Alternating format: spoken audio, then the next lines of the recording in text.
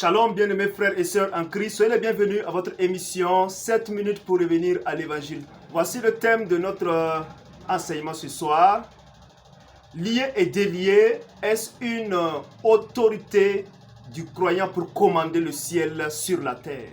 Certains versets bibliques sont tirés de leur contexte pour en faire des interprétations suivantes qui ne suivent pas la ligne directive de la parole de Dieu. En l'occurrence, Matthieu chapitre 16, verset 19 et Matthieu 18, 18, qui parlent de lier et de délier. Est-ce que cela mandate le chrétien, le croyant ou l'église d'avoir une autorité de commander ce qu'il veut sur la terre afin que le ciel réponde? Qu'est-ce que la Bible en dit? Ces passages de Matthieu 16, 19 et de Matthieu 18, 18, nous allons le lire bientôt, parlent plutôt des mesures de discipline que l'Église doit prendre vis-à-vis d'un frère qui refuse donc de se repentir, d'un frère impénitent. Le plan de Dieu pour son peuple, c'est toujours la sainteté. C'est pourquoi, que ce soit dans l'Ancien Testament ou dans le Nouveau Testament, la Bible dit « Vous serez saints car moi je suis saint ».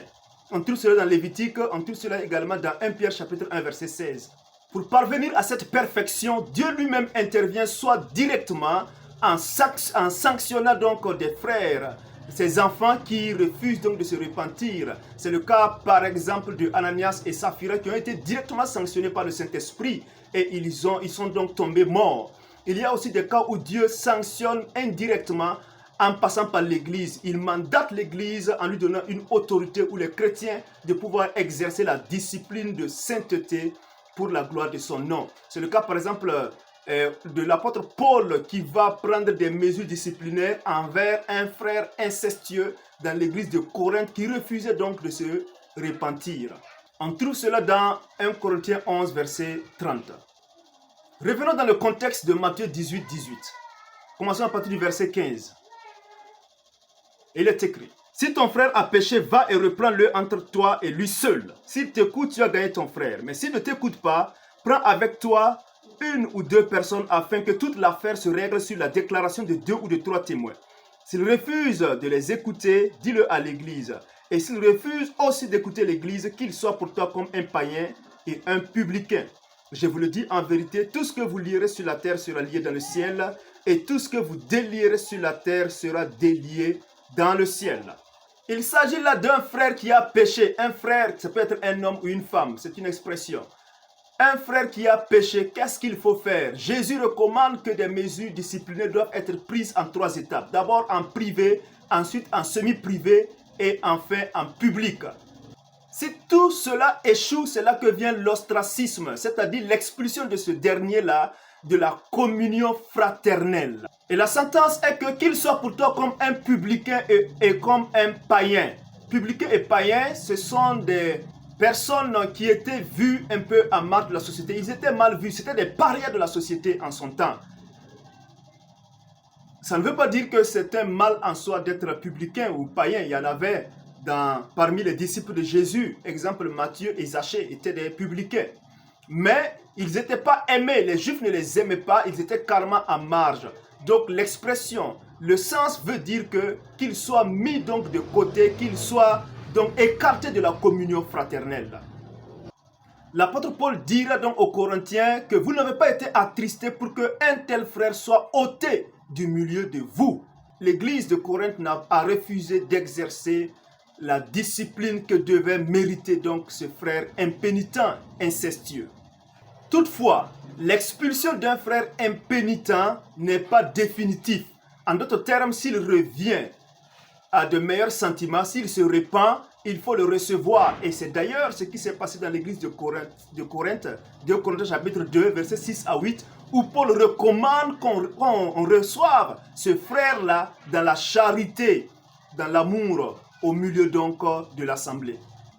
Le verset 18 de Matthieu chapitre 18, Jésus dira que ce que vous lierez sur la terre sera lié dans le ciel, et ce que vous délierez également sur la terre sera délié dans le ciel.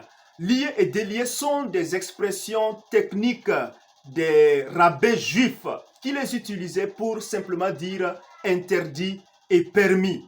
Et sera lié ou sera délié sont ici, donc dans la langue originale, des passifs parfaits qui veulent dire simplement aura été lié ou aura été délié. Ça voudrait dire quoi? Ça veut dire que dans le cas de la mesure disciplinaire à prendre pour un frère impénitent, ce que vous allez arrêter en accord avec la parole de Dieu, en accord avec ce que Jésus recommande, cela aussi a été également établi dans le ciel. Ça a été également permis ainsi dans le ciel. Si 2 ou 3, ici ça ne veut pas dire que le quorum pour que Jésus puisse venir au milieu de ses disciples, c'est 2. Ça veut simplement dire que les 2 ou 3 dont il est question ici parlent toujours de ces témoins de départ. Ces 2 ou 3 témoins qui sont allés avec le frère pour être témoins donc du frère impénitent.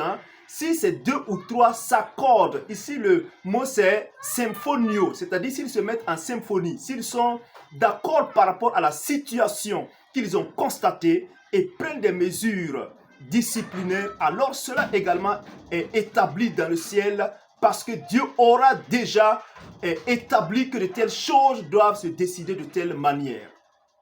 Si 2 ou 3 sont assemblés en mon nom, je suis présent. Jésus est présent même si une seule personne est là. Il est omniprésent. Si 2 ou 3 sont assemblés en mon nom, je suis présent. Ça veut dire que Jésus participe à ces mesures de discipline qui sont donc prises par les témoins qui ont constaté ce frère donc impénitent. Cela ne parle pas de la présence de Jésus, mais ça parle plutôt de sa participation dans ces mesures qui sont prises dans le cadre de la pureté de l'Église. Ainsi, l'Église reçoit son autorité de Jésus-Christ. Je te donnerai les clés, c'est-à-dire l'autorité. Ce que tu lieras sur la terre sera délié dans le ciel. Et l'Église ne peut que lier et délier, c'est-à-dire permettre ou interdire ce qui a été déjà établi ou ce qui a été déjà défendu par Dieu dans le ciel. L'Église tire son autorité de la parole de Dieu. L'Église ne tire pas son autorité de la tradition, des constitutions, des règlements ou autres codes éthiques. Si cela s'accorde avec la parole de Dieu, tant mieux. Mais si cela ne s'accorde pas avec la parole de Dieu, c'est la règle de Actes chapitre 4 qui doit être appliquée, c'est-à-dire obéir à Dieu et désobéir aux hommes.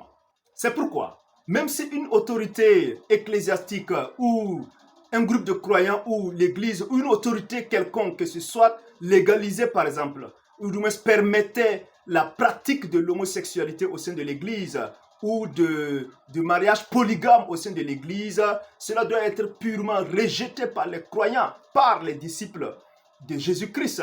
C'est un exemple, la véritable Église ne la fera pas. Mais si cela advenait, c'est la règle de Actes chapitre 4 qui doit être appliquée. Il faut donc obéir à Dieu et désobéir donc aux hommes. Puisque l'homosexualité a été déjà établie dans le ciel comme étant une abomination dans la parole de Dieu, et ça a été déjà établi que la polygamie ne suit pas le plan de Dieu pour le mariage chrétien. Vous pouvez suivre cela dans nos émissions passées sur le plan de Dieu pour le mariage. Une fois de plus, Matthieu 16, 19 et Matthieu 18, 18 ne parlent pas d'une quelconque autorité dont le chrétien est investi ou mandaté pour proclamer, pour demander ce qu'il veut sur la terre afin que le ciel obéisse. Non, mais ce sont des versets simplement qui ont attrait à la discipline de l'Église. La prière n'est pas le fait de demander à Dieu de faire ce que nous voulons. La prière, c'est plutôt demander à Dieu de faire ce qu'il veut. C'est soumettre nos volontés à la volonté de Dieu pour que la volonté de Dieu s'accomplisse afin que le nom de Dieu soit glorifié sur la terre. C'est pourquoi Jésus dit, lorsque vous priez, dites ceci, que ton règne vienne, que ta volonté soit faite sur la terre comme elle se fait dans le ciel. La prière, c'est non pas ma volonté, mais que ta volonté soit faite. Que le Seigneur vous bénisse. Restez connectés pour plus d'enseignements centrés sur la Bible. Shalom.